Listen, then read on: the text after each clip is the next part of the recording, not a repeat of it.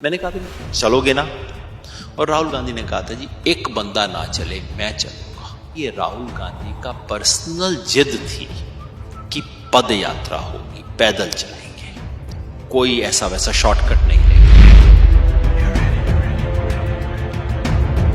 ਤੁਹਾਡਾ ਇੱਕ ਇਹ ਵੀ ਹੈ ਕਿ ਕਾਂਗਰਸ ਨੂੰ ਮਰ ਜਾਣਾ ਚਾਹੀਦਾ।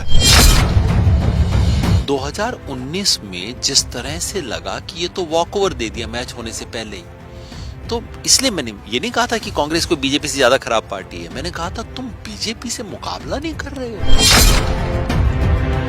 आज अगर राहुल गांधी खुल के आरएसएस का नाम लेके, वीर सावरकर का नाम लेके कहने को तैयार है कि कौन सा वीर है जी, आज अगर राहुल गांधी अडानी अंबानी का नाम लेके मंच से बोलने को तैयार है, जो कोई लीडर बोलता नहीं है, तो फिर मेरे लिए कांग्रेस से जो 100 डिफरेंसेस हैं वो बाद में सुलझ लूंगा।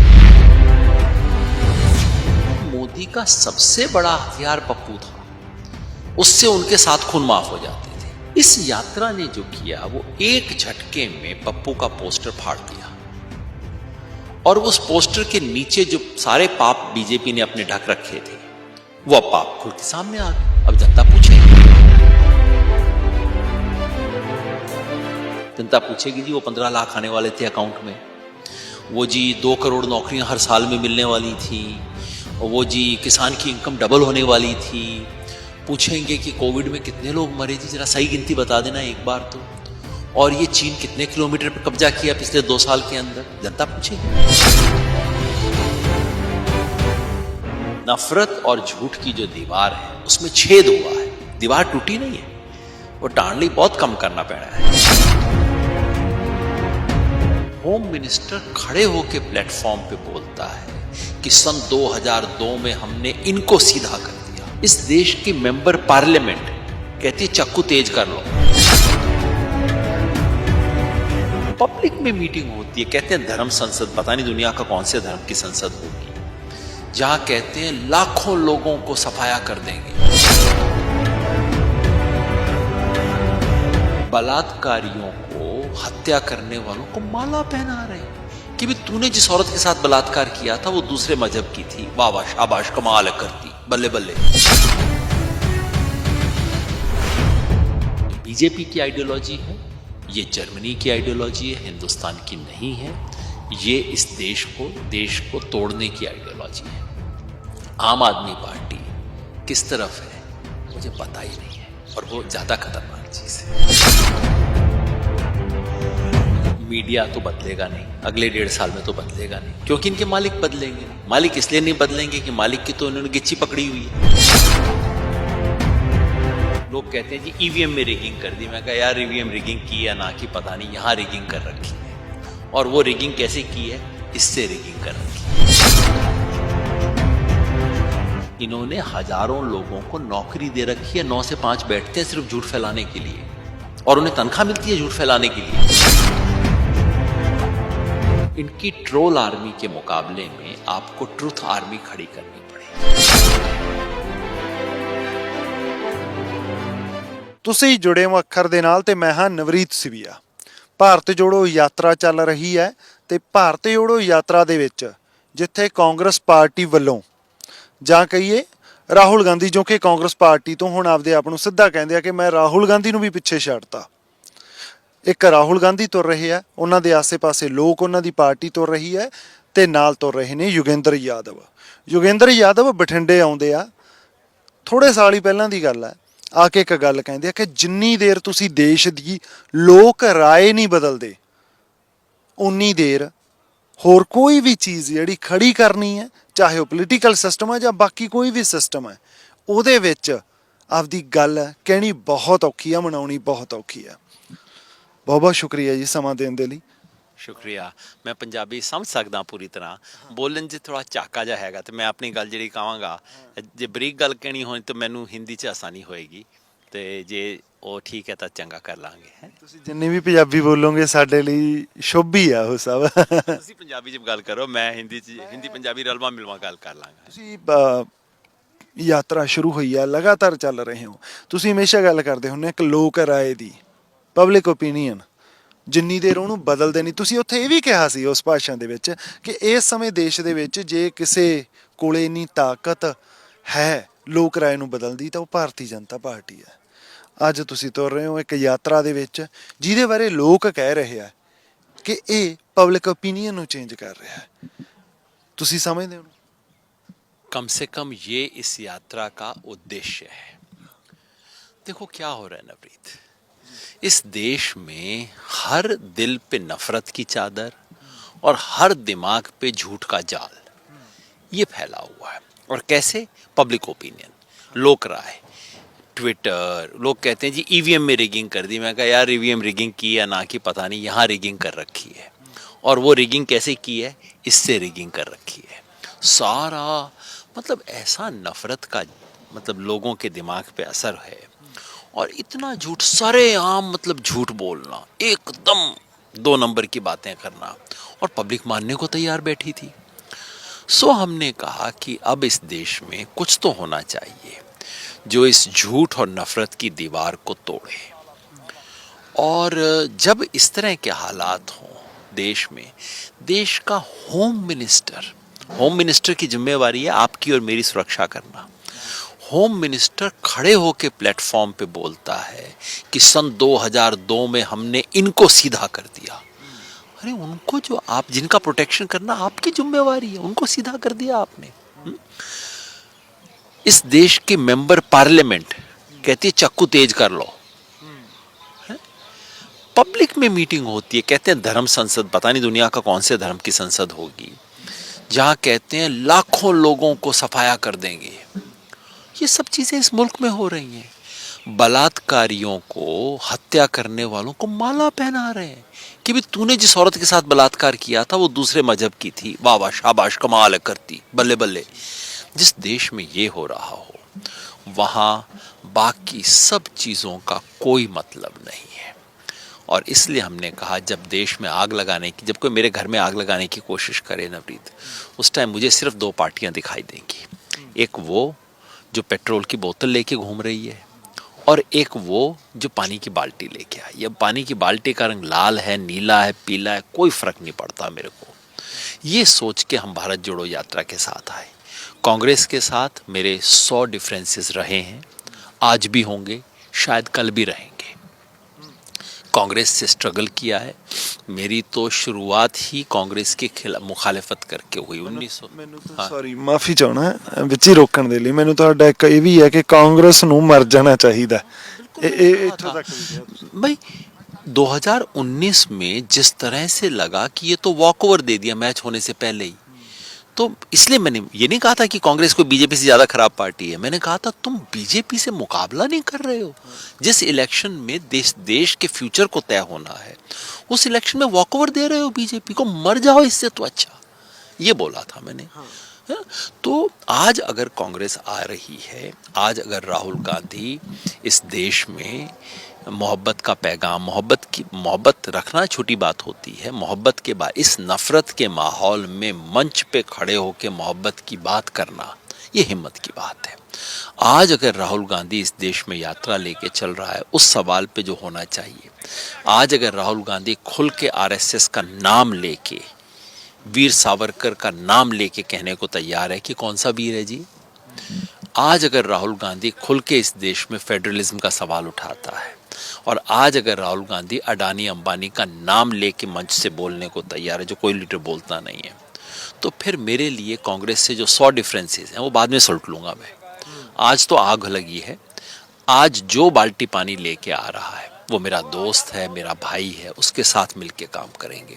ये सोच के हम इस यात्रा के साथ आए, और इस यात्रा ने एक काम तो कर दिया है, इस नफरत और झूठ की दीवार में एक छेद कर दिया है। मैं नहीं कहूँगा दीवार टूट गई है, अभी टाइम लगेगा। ऐसे ही 8 साल में क्या कुछ नहीं बनाया इन लोगों ने, फौज तक को खराब किया इन लोगों ने तो लेकिन एक छेद हो गया है, एक रोशनी की किरण आनी शुरू हो गई है। लगातार यात्रा ਦੇ ਵਿੱਚ ਮੈਨੂੰ ਨਹੀਂ ਲੱਗਦਾ ਕੋਈ ਵੀ ਪਲ ਤੁਸੀਂ ਮਿਸ ਕਰਿਆ ਹੋਊਗਾ। ਰਾਹੁਲ ਗਾਂਧੀ ਦੀ ਮਤਲਬ ਇੱਕ ਤਾਂ ਯਾਤਰਾ ਚੱਲ ਰਹੀ ਹੈ ਭਾਰਤ ਜੋੜੋ ਯਾਤਰਾ, ਇੱਕ ਰਾਹੁਲ ਗਾਂਧੀ ਦੀ ਵੀ ਯਾਤਰਾ ਹੈ। ਹਰ ਬੰਦੇ ਦੀ ਹੁੰਦੀ ਹੈ, ਤੁਹਾਡੀ ਆਪਣੀ ਇੱਕ ਯਾਤਰਾ ਹੋਊਗੀ। ਪਰ ਜੇ ਰਾਹੁਲ ਗਾਂਧੀ ਦੀ ਯਾਤਰਾ ਨੂੰ ਦੇਖਗੇ, ਉਹ ਕਹਿੰਦੇ ਆ ਕਿ ਮੇਰੇ ਖਿਲਾਫ ਕਰੋੜਾਂ ਰੁਪਏ ਖਰਚ ਕਰਕੇ ਮੇਰੀ ਇੱਕ ਇਮੇਜ ਬਣਾਈ ਗਈ, ਜਿਹਨੂੰ ਪੱਪੂ ਦੀ ਇਮੇਜ ਉਹ ਕਹਿੰਦੇ ਆ ਕਿ ਇਹ ਘੜਿਆ ਗਿਆ। ਉਹ ਸੱਚੀ ਉਹ ਇਮੇਜ ਨਾਲੋਂ ਤੁਸੀਂ ਰਾਹੁਲ ਗਾਂਧੀ ਨੂੰ ਕੁਝ ਵੱਖਰਾ ਦੇਖਿਆ? ਉਹ ਸੱਚੀ ਇੱਕ ਸਾਜ਼ਿਸ਼ ਸੀ ਜਾਂ ਇੰਨਾ ਨਹੀਂ ਸੀ ਜਿੰਨੀ ਗੱਲ नहीं नहीं, साजिश तो थी, इसमें तो कोई शक ही नहीं है भाई। मोदी का सबसे बड़ा हथियार क्या था? सबसे बड़ा हथियार मोदी का ये है कि भाई ठीक है, मोदी जी ने नोटबंदी की, गलत फैसला किया, चलो जी ये कर दिया, जीएसटी की गलत की, इतने लोग मर गए, नहीं मरने चाहिए थे, पर जी इधर देखो यहाँ तो पप्पू है, लो जी कमाल है। तो लोग क्या करते थे, मोदी से निराश होते थे, इधर देखना शुरू करते थे, पप्पू देख के इधर आ जाते थे। तो मोदी का सबसे बड़ा हथियार पप्पू था, उससे उनके साथ खून माफ हो जाते थे। और ये अचानक नहीं बना पप्पू, इतनी टीवी चैनलों से करवा के बनवाया गया है। और देखो, मैं राहुल गांधी को कोई 15 साल से जानता हूँ, आज से नहीं। सन 2007-8 में पहली बार जब वे पावर में होते थे और राहुल गांधी की पॉलिटिक्स शुरू ही हुई थी उस जमाने में, तब से मैं उनको जानता हूँ। और 2-3 चीज़ जब मैंने लिखा था ना, कांग्रेस को मर जाना चाहिए, उस आर्टिकल को आप पढ़ना टाइम मिले तो, उसमें राहुल गांधी के बारे में एक ही लाइन है, किसी भी बंदे के बारे में एक ही लाइन है, और वो लाइन ये है कि Rahul Gandhi is more sincere than any politician I have met, that he is more intelligent than people think he is. ये मैं पहले 15 साल से जानता हूँ। देखो, एक तो सीधा आदमी है, ये 2 नंबर के खेल नहीं कि बोला कुछ किया कुछ, कहीं पे निगाहें कहीं पे निशाना, ये सारे खेल कुछ नहीं करना, नहीं जी ये नहीं हो सकता काम। ये मैं आपकी राय से सहमत नहीं हूँ, नहीं जी आप गलत बात कह रहे हो, मेरे को समझ नहीं है, मैं आपसे असहमत हूँ, ठीक है, बंदा कह रहा है, मुंह से कह रहा है। तो एक तो सीधा साफ आदमी है, दूसरा सेंसिटिव बंदा है। किसी सवाल पे पूछो, राहुल गांधी को आपको ये बताने की ज़रूरत नहीं होती। आमतौर पे आप किसी पॉलिटिशियन के पास जाते हो, आपको ये बताना पड़ता है जी ये कर दो, इससे आपकी पार्टी को ये फ़ायदा होगा, इतने हज़ार वोट हैं, इतने लाख वोट हैं, इतनी कॉन्स्टिट्यूंसी में ये फ़र्क पड़ जाएगा। राहुल गांधी को आपको ये बताने की ज़रूरत नहीं है, आपको सिर्फ ये बताने की ज़रूरत है कि ये सच्चा काम है, सही काम है, कर दो, इतना है। तो ये राहुल गांधी में हमेशा गुण था। ये तो बातें सारी फैलाई हुई हैं। ऐसा पप्पू वाला इमेज क्या था कि भाई अयाश है, कभी बाद में पब्लिक के सामने आएगी, जब विदेश जाता था वो क्या करता था वो भी दुनिया को कभी पता लगेगा, पर वो सब बातें बिल्कुल बकवास, झूठ फैलाई हुई थी। तो एक तो था जी अयाश है, देखना 4 दिन नहीं चलेगा। जब मैं चलना शुरू हुआ ना, तो मेरे एक दोस्त ने मेरे को कहा, योगेंद्र जी आप तो भोले आदमी हो, आप तो सड़क पे रह जाओगे, देखना 4थे दिन हेलीकॉप्टर लेके तो चले जाएंगे, आप सड़क पे रह जाओगे, है ना। तो एक तो ये इमेज थी। अब भाई 115 दिन में तो पता लग गया। पर ਤੁਹਾਨੂੰ ਯਕੀਨ ਸੀ? मुझे यकीन था। यकीन इसलिए था, एक तो मैं जानता था, दूसरा मैंने साफ पूछा था। मैंने कहा था भी चलोगे ना, और राहुल गांधी ने कहा था जी एक बंदा ना चले मैं चलूँगा, मैं तो चलूँगा। और ये दूसरी बात है, इस यात्रा के कई प्लान थे और मैं कई प्लान्स इसकी प्लानिंग वगैरह में भी शामिल रहा था, मगर ये राहुल गांधी का पर्सनल जिद थी कि पद यात्रा होगी, पैदल चलेंगे, कोई ऐसा वैसा शॉर्टकट नहीं लेंगे, है ना। तो वो देख के मुझे यकीन था, क्योंकि मैं जानता था इन्हें, इनके मुखालिफत थी, इनसे विरोध किया था, सड़क पे इनकी सरकार का विरोध किया था और लाठी इन्हीं की सरकार से खाई है मैंने, है ना। लेकिन ये पता था ये किस तरह के लोग हैं। तो एक दूसरी इमेज क्या थी कि भाई ये तो बड़े एरोगेंट लोग हैं, बात ही नहीं करते किसी से। अब आपने देख लिया 100 दिन के अंदर, बच्चा बूढ़ा वो कोई भी किसी के साथ गले लग के, एक तरफ वो इमेज है, दूसरी तरफ एक बंदा है जो 20 मिनट के लिए एक फ्लाईओवर पे अटक जाता है, और बंदा अपनी खिड़की, मतलब व्हीकल की खिड़की भी नीचे नहीं करता। मतलब मोदी जी के वर्कर इनके पास आए, इनकी पार्टी के लोग, आप तो देख रहे होगे सारी फुटेज, मोदी जी की पार्टी के लोग इनका झंडा उठा के मोदी जी की जिंदाबाद करते हुए इनके पास आए। इतना भी नहीं हुआ कि नीचे उतर के हेलो ही कर ले यार, है ना। तो अब दुनिया देख रही है ना, 2 में फ़र्क दिखता है लोगों को। तीसरा इमेज था कि जी इस बंदे को तो इंडिया के बारे में कुछ पता ही नहीं है। ये बात एकदम झूठ थी, क्योंकि राहुल को जितना इंटरेस्ट रहा हिंदुस्तान को समझने में, और ये मैं 15 साल पहले से जानता था, मेरे जैसे लोगों से पूछता था कास्ट के बारे में, क्या हो रहा है गांव में, क्या हो रहा है। तो जो ये सब बातें झूठ थी, पप्पू की जो इमेज थी झूठ थी, लेकिन बन गई थी। इस यात्रा ने जो किया वो एक झटके में पप्पू का पोस्टर फाड़ दिया, और उस पोस्टर के नीचे जो सारे पाप बीजेपी ने अपने ढक रखे थे वो अब पाप खुल के सामने आ गए। अब जनता पूछेगी जी वो 15 लाख आने वाले थे अकाउंट में, वो जी 2 करोड़ नौकरियां हर साल में मिलने वाली थी, और वो जी किसान की इनकम डबल होने वाली थी। पूछेंगे कि कोविड में कितने लोग मरे जी, जरा सही गिनती बता देना एक बार तो। और ये चीन कितने किलोमीटर पे कब्जा किया पिछले 2 साल के अंदर, जनता पूछेगी ना। पहले क्या था, ये सारे सवालों के ऊपर पप्पू का पोस्टर लगा हुआ था, तो सारे पाप इनके ढके हुए थे। अब पप्पू का पोस्टर फटने में मुझे इंटरेस्ट इससे नहीं है कि इससे कांग्रेस को फायदा होगा, राहुल गांधी को फायदा होगा, वो हो ना हो, पर ये पोस्टर फटने से इनके पाप सामने आएंगे बीजेपी वालों के। और मोदी की सच्चाई में अब क्यों, पहले तो लगता था कोई तरीका ही नहीं है, ये एक ले दे के भाई देश में एक ही ऑप्शन है, अब उसके ऊपर दाग क्यों लगा रहे हो। अब जब लोग देखते हैं, अब देखना शुरू करेंगे, अब सवाल पूछेंगे, अब मजा आएगा, अब देश को सच पता लगेगा। तो मेरा तो इंटरेस्ट सिर्फ ले दे के एक ही है, जिस दिन मतलब इस यात्रा से किसी पार्टी को फायदा हो ना हो मेरे को कोई फर्क नहीं पड़ता। जिस दिन इस देश की जनता झूठ को झूठ बोलना शुरू कर दे और नफरत को ना कहना शुरू कर दे, सफल हो गई जी यात्रा। इतना करके मोदी को वोट दे दे, मेरे को कोई फर्क नहीं पड़ता। झूठ को झूठ बोलना सीख ले, फिर कहे मोदी बड़ा सच्चा आदमी है जी, अच्छी बात है, दो मोदी को वोट, है ना। ਪਰ ਯੋਗਿੰਦਰ ਜੀ ਜਿਹੜੀ ਗੱਲ ਹੈ ਕਿ ਉਹ WhatsApp ਤੁਸੀਂ ਕਿਹਾ ਵੀ ਫੋਨ ਇੱਕ ਵੱਡਾ ਕਾਰਨ ਹੈ ਕਿ ਲੋਕਾਂ ਦੇ ਮਨ 'ਚ ਕਿਵੇਂ ਨਫ਼ਰਤ ਭਰੀ ਗਈ, ਪਰ ਇਹ ਨਫ਼ਰਤ ਹੈ ਜਿਹੜੀ ਇਹ WhatsApp ਗਰੁੱਪ ਤੱਕ ਆ, ਹਨਾ। ਤੁਹਾਡੀ ਸੁਸਾਇਟੀ ਦੇ, ਤੁਹਾਡੇ ਰਿਸ਼ਤੇਦਾਰਾਂ ਦੇ, ਜਿਹੜਾ ਵੀ ਬੰਦਾ ਕੋਈ ਉਹਨੂੰ ਖੋਲਦਾ, ਇੰਨਾ ਇਨਫੋਰਮੇਸ਼ਨ ਦਾ ਫਲੋ ਆ ਕਿ ਤੁਸੀਂ ਸਮਝਾਉਂਦੇ ਥੱਕ ਜਾਓਗੇ ਯਾਰ ਵੀ ਇਹ ਫੇਕ ਆ, ਇਹਦੇ 'ਚ ਕੋਈ ਨਹੀਂ। ਲੋਕ ਆਪਦੇ ਵੱਲੋਂ ਹੀ ਕੁਛ ਸੱਚ ਮੰਨੀ ਬੈਠਿਆ। ਇਹ ਯਾਤਰਾ ਉਹ ਉਸ ਥਾਂ ਤੇ ਕਿਵੇਂ ਪਹੁੰਚੂਗੀ, ਕਿਵੇਂ ਉੱਥੋਂ ਤੱਕ ਜਾ ਸਕਦੀ ਹੈ। इसीलिए मैंने कहा कि अभी बस छेद ही किया है। ये नफरत और झूठ की जो दीवार है उसमें छेद हुआ है, दीवार टूटी नहीं है। वो टाणली बहुत कम करना पड़ा है। ये तो मैं तो कहता हूँ 30 जनवरी को जब यात्रा खत्म होगी उस दिन हमारा काम शुरू होगा। इस यात्रा ने सिर्फ एक काम किया है। मैं ज़्यादा बढ़ा चढ़ा के बातें नहीं कहता, क्योंकि खाम का उलझुल बातें बोलने का कोई फ़ायदा नहीं है और मेरे को किसी पार्टी की तरफदारी यहाँ करनी नहीं है। इस यात्रा ने सिर्फ एक काम किया है। पहले ज़मीन पड़ी थी कड़ी, उसके ऊपर आप बीज डाल दो कोई कुछ नहीं होना था, उसके ऊपर पानी डाल दो बह जाना था। इस यात्रा ने हल की बाही कर दी है, अच्छे से ज़मीन पे हल चला दिया है। अब हल चलाने से अपने आप फसल नहीं पैदा होगी, किसी को बीज डालना होगा, पानी देना होगा, देखभाल करनी होगी, पर हल चलाए बगैर भी कुछ नहीं होगा, है ना। तो इस यात्रा ने उस ज़मीन के ऊपर हल चला दिया है। अब अगर कोई बीज डालेगा, पानी डालेगा तो अब फसल पैदा होगी, पर ये काम तो किसी को करना होगा। यात्रा के बाद रजाई ओढ़ के सो गए, कुछ नहीं होगा, खत्म हो जाएगा सारा असर इसका। वही टेस्ट है, क्या यात्रा के बाद काम होता, और काम क्या क्या करने हैं मैं बताऊं। पहला काम ये कि इनकी जो टोटल झूठ की यूनिवर्सिटी है, व्हाट्सएप यूनिवर्सिटी चला रखी है, उसके मुकाबले में कम से कम सच ऐसी ज़ुबान में जो लोगों को समझ आए। ये अंग्रेजी में नहीं, सेकुलर कॉन्स्टिट्यूशनल लैंग्वेजेस में नहीं, जो इस देश के लोगों की लैंग्वेज है, जो बाबा नानक की लैंग्वेज है, जो कबीर की लैंग्वेज है, जो सड़क की लैंग्वेज है, पाश की लैंग्वेज है, उस लैंग्वेज में आपको बोलना पड़ेगा लोगों से। दूसरा, आपको इन्होंने फैक्ट्रियाँ बना रखी हैं, आमतौर पे लोगों को पता भी नहीं होगा। इन्होंने हज़ारों लोगों को नौकरी दे रखी है, 9 से 5 बैठते हैं सिर्फ झूठ फैलाने के लिए, और उन्हें तनख्वाह मिलती है झूठ फैलाने के लिए, तो वो करने की ज़रूरत नहीं है।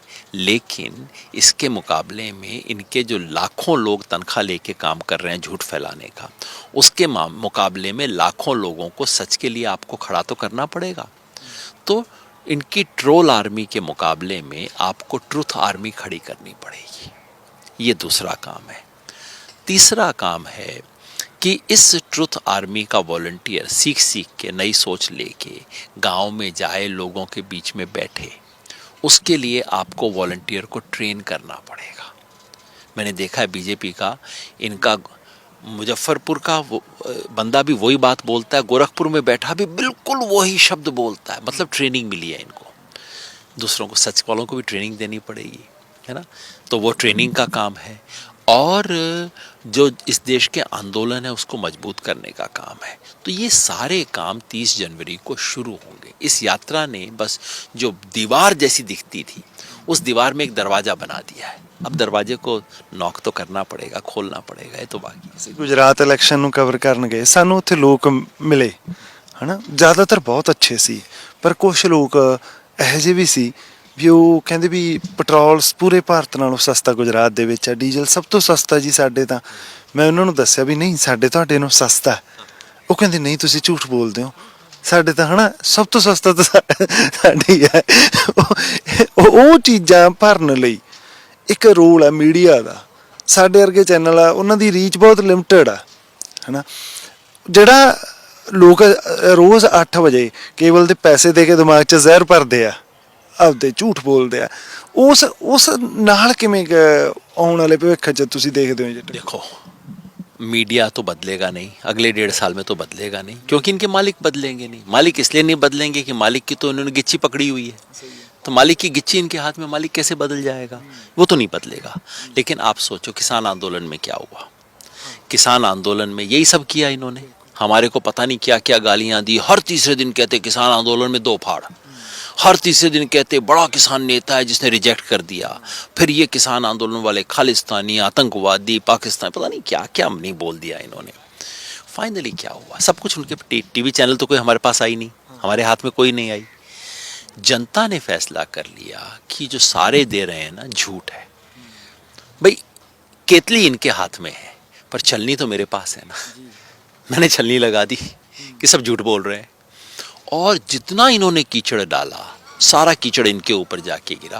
किसान आंदोलन का असर ये हुआ कि जितनी इन्होंने किसान आंदोलन की बदनामी करने की कोशिश की, चैनलें उतनी बदनाम हो गई। ये ताकत आज भी जनता के पास है। जनता आज भी ये कह सकती है कि चलो भाई, जैसे इमरजेंसी में मैं बच्चा था, मैंने देखा था सरकार, इंदिरा गांधी की सरकार थी, टीवी तो उन दिनों ज़्यादा था नहीं, रेडियो उनके पास, अखबार पे सेंसरशिप, रोज लोग सुनते थे चलो जी झूठी खबरें आनी है, चलो सुन लेते हैं। जनता ने अपनी छलनी लगा दी, उसके बाद आप जो बोलोगे जनता उसको उल्टा करके पढ़ेगी। ये ताकत जनता के पास है, और आज हमें वही ताकत खड़ी करनी है कि आप दे लो खबर, मैं आपकी खबर में से सच्चाई निकाल लूंगा। ये जनता के हाथ में है, और मैं समझता हूँ, पर ये आसान नहीं है, ये काम आसान नहीं है, इसमें टाइम लगता है। लेकिन हमने देखा किसान आंदोलन में ये हो गया काम। बस वो चीज़ पैदा करनी है ताकि जनता को ये हो जाए कि ये झूठ पिला रहे हैं, और इस झूठ का हम अपने आप से मुकाबला कर लेंगे। ਬਿਲਕੁਲ ਸ਼ਾਰਟ ਸਵਾਲ ਆਖਰੀ, ਤੁਸੀਂ ਚਾਹੇ ਉਹਨੂੰ ਲੰਬਾ ਵੀ ਜਵਾਬ ਦੇ ਸਕਦੇ ਹੋ।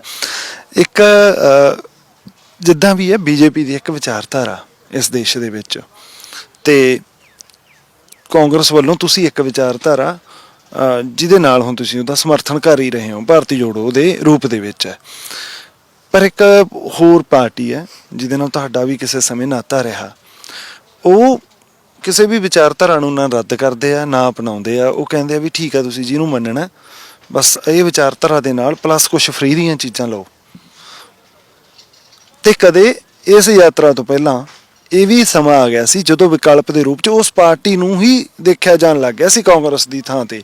ਲੋਕ ਇਹ ਕਹਿੰਦੇ ਸੀ ਕਿ ਨਹੀਂ, ਕਾਂਗਰਸ ਸ਼ਾਇਦ ਸਰਵਾਈਵ ਨਾ ਕਰੇ ਆਉਣ ਵਾਲੇ ਸਮੇਂ ਦੇ ਵਿੱਚ। ਇਹ ਪਾਰਟੀ, ਆਮ ਆਦਮੀ ਪਾਰਟੀ, ਸ਼ਾਇਦ ਨੈਸ਼ਨਲ ਲੈਵਲ ਦੇ ਉੱਤੇ ਬੀਜੇਪੀ ਨੂੰ ਟੱਕਰ ਦੇ ਸਕਦੀ ਹੈਗੀ। ਨੈਰੇਟਿਵ ਜੇ ਜ਼ਰੂਰੀ ਨਹੀਂ ਕਿ ਉਹ ਪਾਰਟੀ ਦਾ 2 ਸਟੇਟਾਂ 'ਚ ਜਿੱਤਣਾ, ਇਹ ਸਾਬਤ ਕਰਦਾ ਕਿ ਨੈਰੇਟਿव ਦੀ ਲੋੜ भी नहीं ਇੰਨੀ। देखो, शुरू में मैंने आपको कहा कि जब मेरे घर में आग लगी हो तो मुझे 2 ही पार्टियां दिखाई देती हैं, एक पेट्रोल लेके जा रही है जो, और एक पानी की बाल्टी लेके आ रही है। लेकिन मेरी बात पूरी नहीं थी, एक तीसरी पार्टी भी होती है जो एक हाथ में पेट्रोल की बोतल और दूसरे हाथ में पानी की बाल्टी लेके चल रही है, और देख रही है अच्छा क्या मौका है, इससे ज़्यादा फायदा कि उससे ज़्यादा फायदा। वो दोनों से ज़्यादा खतरनाक है, वो पेट्रोल वाले से ज़्यादा खतरनाक है। पेट्रोल वाले का तो आपको पता है कि पेट्रोल डालेगा, फिर ठीक है आप उसका मुकाबला कर सकते हो। जिसके एक हाथ में पेट्रोल और एक हाथ में पानी की बाल्टी, वो सबसे खतरनाक है, क्योंकि आपको पता नहीं कि वो कब क्या करेगा। और मुझे अफसोस और शर्म के साथ कहना पड़ता है कि आज आम आदमी पार्टी का ये रोल है। आप बताओ, दिल्ली में बुलडोजर चल रहा है और बीजेपी खुल्लम खुल्ला गुंडागर्दी कर रही है। बीजेपी जो कर रही है, पुलिस बीजेपी के हाथ में है, बिल्कुल ठीक है, मैं उसके लिए आम आदमी पार्टी को दोष नहीं देता। मगर आम आदमी पार्टी और इसके प्रवक्ता खड़े होकर कहते हैं कि ये तो रोहिंग्या लोग हैं जिनके ऊपर बुलडोजर चल रहा है। बीजेपी ने तब तक मुसलमानों का नाम नहीं लिया था। आम आदमी पार्टी इसकी शुरुआत करती है। शहर में दंगे हैं, जिस शहर के आप राजा हो, राजा छोड़ दीजिए, आपकी सरकार है, पुलिस आपके पास नहीं है। दिल्ली दंगों में पुलिस ने जो किया, मैं आम आदमी पार्टी को दोष नहीं देता, उसका उनकी सरकार नहीं है, लेकिन क्या चीफ मिनिस्टर खड़ा होके ये नहीं बोल सकता था गलत कर रहे हो, ये हमारे लोग हैं, इंसान हैं, इनके साथ ऐसे मत करो। देखो, किसी भी सरकार की अंतिम परीक्षा तब होती है जब आपकी आंख के सामने आग लगी हो, और उस टाइम अगर आप खड़े होके नहीं कह सकते कि सब छोड़ो, आग के खिलाफ हो, ये नहीं लगने दूंगा। आप चीफ मिनिस्टर हो, आप चीफ मिनिस्टर ना होते, ऑर्डिनरी बंदे होते मेरे जैसे, तब भी आप बोल सकते थे। बोले, क्या किया इन्होंने? शहर में कम्युनल राइट्स चल रहे हैं, ये लोग बैठ के वोट गिन रहे थे उस टाइम कि मुसलमान तो घूम फिर के हमें ही वोट देगा और बस हिंदू मैनेज कर लो। इससे खराब बात दुनिया में कोई नहीं हो सकती। ये लक्ष्मी और सरस्वती की फोटो चाहते हैं यहाँ, मुझे पंजाब में पता नहीं चीज़ें कितनी आती हैं नहीं आती हैं। लक्ष्मी सरस्वती की फोटो ये नोट पे करना चाहते हैं। अगर अरविंद केजरीवाल की सच्ची आस्था होती ना, तो मैं मान लेता, चल भाई, किसी को लगता है हो, कोई दूसरा कह देगा गुरु गोविंद सिंह की होनी चाहिए, चल भाई उसकी आस्था है, गलत बात कह रहा है लेकिन चलो उसकी मन की फीलिंग है, थोड़ा सा बगैर सोचे कह रहा है, बेवकूफ़ी की बात है लेकिन मन से कह रहा है। दिक्कत यह है कि ये भी नहीं है। कल को अगर अरविंद केजरीवाल को ये हो जाए कि भाई मुसलमान का वोट लेने के लिए काबा का होना चाहिए फोटो, इसी तरह से प्रेस कॉन्फ्रेंस करके कहेगा काबा इस दुनिया की सबसे पवित्र जगह है, नोट पे तो उसका होना ही चाहिए। ये जो सिनिसिज्म है ना कि भाई वोटर तो है पागल, उसको मतलब उसको आपको उल्लू बनाना है, उल्लू बनाने के लिए आज ये बोल दिया, कल को वो बोल देंगे, अब याद थोड़ी रहेगा यार उसको।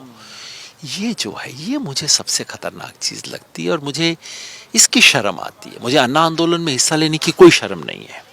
मुझे बहुत फख्र है कि करप्शन के खिलाफ हम लोग खड़े हुए। दिल्ली में निर्भया कांड के अंदर हम इंडिया गेट पे बैठे, लाठी पड़ी, मुझे आज भी उसका फख्र है। शर्म सिर्फ इस चीज़ की है कि जिस पार्टी ने इस देश को बदलना था, देश की पॉलिटिक्स को बदलना था, वो पार्टी पहले बदल गई और इस तरह के काम कर रहे हैं। पंजाब में सरकार है, जनता ने चुनी है, बिल्कुल जनता को सरकार मिलनी चाहिए जो जनता चाहती है, लेकिन क्या पंजाब के लोग ऐसी सरकार बनवाना चाहते हैं इस देश में जो दंगों के टाइम पे लोगों के साथ खड़ी ना हो सके? क्या इस तरह के झूठ का हिस्सा बनना चाहते हैं? ये मेरे मन में सवाल है। पंजाबी बहुत इमोशनल लोग होते हैं, जैसा मैंने जाना है, बचपन से पंजाबियों को जानता हूँ, बहुत इमोशनल लोग होते हैं और बहुत जुझारू भी हैं। गिनती नहीं करते बैठ के, कैलकुलेशन नहीं करते, इतना फ़ायदा इतना नुकसान, ये नहीं। और मुझे यकीन है कि जब इसका पूरा सच देखेंगे तो दिल्ली में तो इनका पूरा जो कुछ इनकी सच्चाई है जनता के सामने नहीं आई, लेकिन पंजाब से इसकी सच्चाई पूरी जनता के सामने आएगी।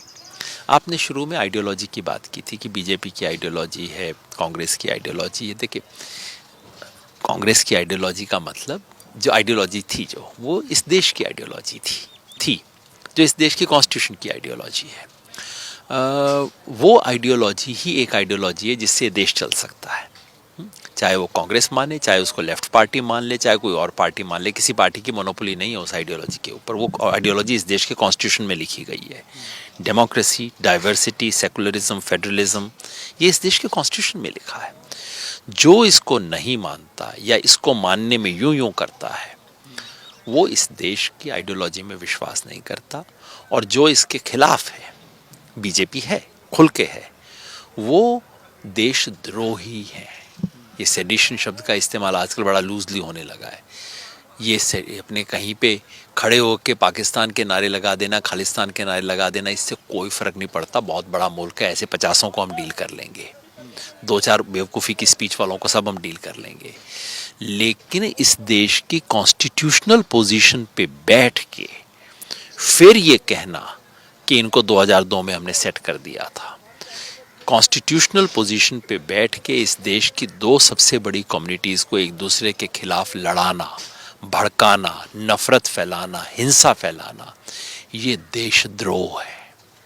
अगर मेरी फैमिली में कोई बाहर से बंदा आ जाए और मुझे और मेरे भाई को लड़ाना शुरू करे, मैं कान पकड़ के कहूँगा तू बाहर हो जा, तो मेरी फैमिली का दुश्मन है। तो हिंदुस्तान में जो हिंदू मुसलमान का दंगा करवाए, हिंसा करवाए, हर चीज़ में ये करवाए, वो इस देश का फ्रेंड है कि दुश्मन है? ये देशद्रोह है। और ये तो बीजेपी, कांग्रेस की आइडियोलॉजी, अगर कांग्रेस सच्ची है, कांग्रेस में कितने लोग कांग्रेस की अपनी आइडियोलॉजी पे सच्चे हैं मुझे पता नहीं, आप लोगों को बेहतर पता होगा, लेकिन वो जो आइडियोलॉजी थी वो इस देश की आइडियोलॉजी है। उस पर अगर किसी की कॉपीराइट है तो कांग्रेस का नहीं है, इस देश का कॉपीराइट है उस पर। और ये जो बीजेपी की आइडियोलॉजी है, ये जर्मनी की आइडियोलॉजी है, हिंदुस्तान की नहीं है। ये इस देश को तोड़ने की आइडियोलॉजी है। आम आदमी पार्टी किस तरफ है मुझे पता ही नहीं है, और वो ज़्यादा खतरनाक चीज़ है। बहुत बहुत शुक्रिया ਗੱਲਬਾਤ ਕਰਨ ਲਈ। ਇਹ ਸਨ ਯੋਗੇਂਦਰ ਯਾਦਵ ਜਿਹੜੇ ਲਗਾਤਾਰ ਭਾਰਤ ਜੋੜੋ ਯਾਤਰਾ ਦੇ ਵਿੱਚ ਚੱਲ ਰਹੇ ਆ। ਤੁਸੀਂ ਜੁੜੇ ਰਹੋ ਅੱਖਰ ਦੇ ਨਾਲ। ਸਾਡੀਆਂ ਹੋਰ ਬਹੁਤ ਸਾਰੀਆਂ ਵੀਡੀਓਜ਼ ਦੇਖਣ ਦੇ ਲਈ ਧੰਨਵਾਦ ਜੀ।